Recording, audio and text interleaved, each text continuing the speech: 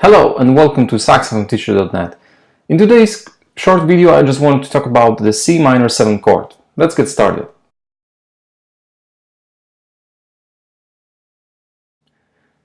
The C minor 7 chord is 1, flat 3, 5 and flat 7.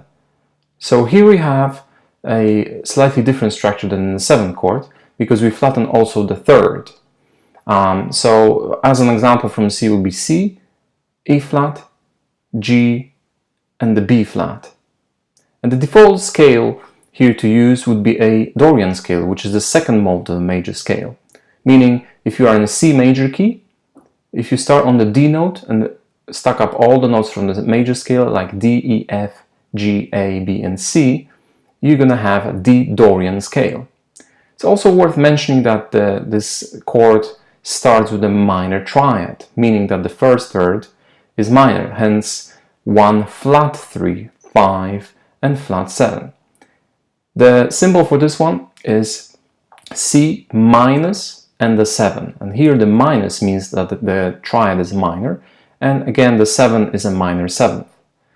Also sometimes you can see a symbol of C, M-I-N for minor 7. I hope you enjoyed that video, and I'll see you next time.